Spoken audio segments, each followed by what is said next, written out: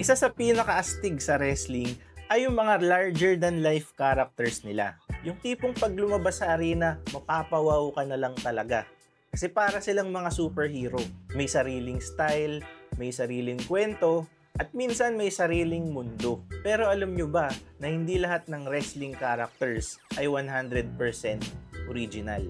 Marami sa kanila inspired sa mga movie characters at pop culture icons. Kaya sa video na to, pag-uusapan natin ang 5 wrestling characters na hango sa pelikula at pop culture. Number 5, Glacier.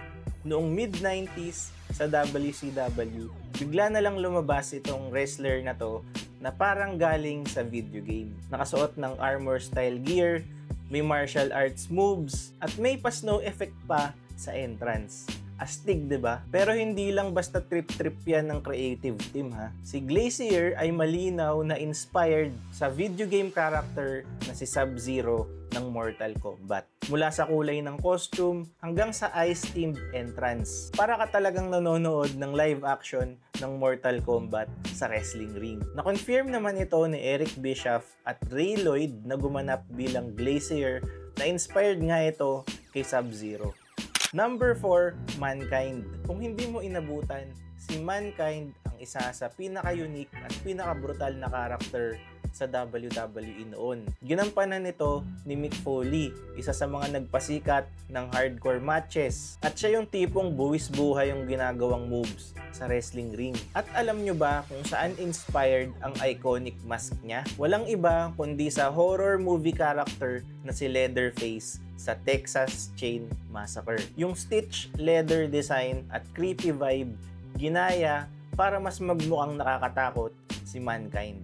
Number 3, Goldust. Kilala siya bilang isa sa pinaka-weird, pinaka-flamboyant, at pinaka-mind games na wrestler sa WWE. Nakasuot ng gold bodysuit, may face paint, at may kakaibang entrance na parang galing sa pelikula. Pero hindi lang basta trip-trip yan, ha. Ang karakter ni Goldust ay heavily inspired kay Dr. Frank Furter mula sa cult classic na Rocky Horror Picture Show. Kinuha niya yung over-the-top, glam look, at eccentric mannerisms. Tapos sinaluan ng Hollywood parody promos. Ang resulta, isang karakter na nakakaaliw at nakaka-awkward sa kalaban. Number 2, Sting. Sa loob ng maraming taon, nakilala siya bilang isang colorful surfer type hero ng WCW. Naka-blonde hair, bright face paint, at laging full of energy. Pero isang araw, bigla na lang siyang nawala. At nung bumalik siya, ibang-iba na.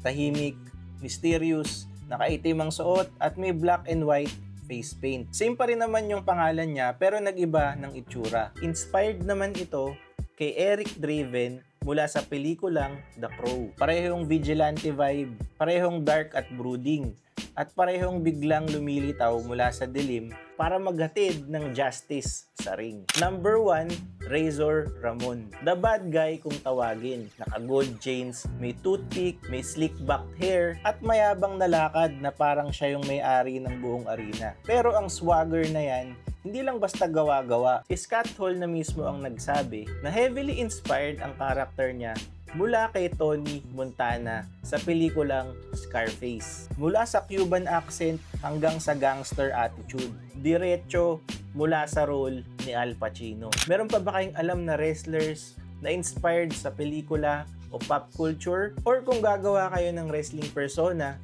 sino ang gagayahin nyo at bakit? Comment nyo dyan sa baba.